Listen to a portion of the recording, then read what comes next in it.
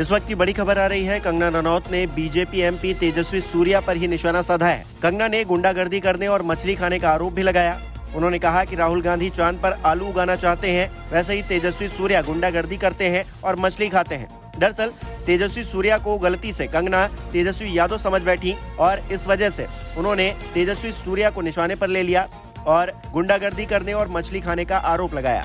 ये जो 2014 में एक ऐतिहासिक काम जो हमारे देश में हुआ है, एक जो कांग्रेस की दीमक, अंग्रेजों के जमाने का मैं इनको अंश कहती हूँ, क्योंकि ये उनकी ही छोड़ी हुई एक बीमारी है यहाँ पर, और ये बीमारी से हमारा देश कई दशकों तक ग्रस्त रहा।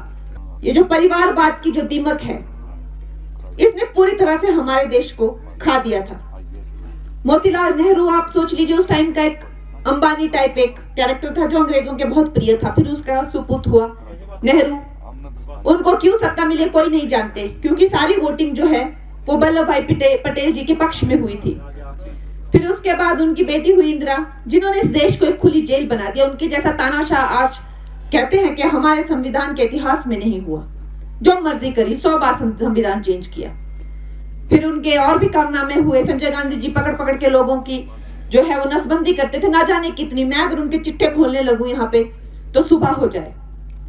फिर उनकी इटालियन पत्नी राजीव गांधी जी की, उसने कहा अब मैं थोड़ा सा अपना यहाँ पे हाथ जमा लेती हूँ। इस तरह की करतूतें हो रही थी इस देश में। जो इंसान आज तक हिंदी ढंग से नहीं बोल पाया, इस देश की भाषा ढंग से नहीं समझ पाया, इस देश की संस्कृति को नहीं जानते, वो कैसे इस देश को चला सकते हैं।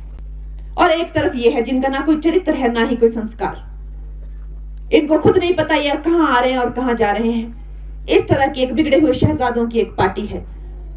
चाहे वो राहुल गांधी हो जाए, चाहे जिनको चांद पे आलू उगाने हो, या तेजस्वी सूर्या हो जाए जो अपनी गुंडागर्दी करते हैं, मछली उछाल उछाल के खाते हैं, या अखिलेश यादव हो जाए जो अपनी तरह की उठपटांग बातें करते हैं, या फिर हमारे यहाँ भी एक शहजादे हैं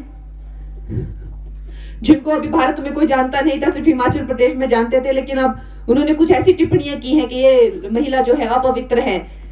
जबकि मैं पद्मश्री अवार्ड से मुझे हाईएस्ट सिविलियन ऑनर मिला हुआ है, तो तब भी उन्होंने मुझे कहा कि ये अपवित्र है, इसको यहाँ से चले जाना चाहिए। ये हमारे लिए चिंतनीय बात है, निंदनीय बात है।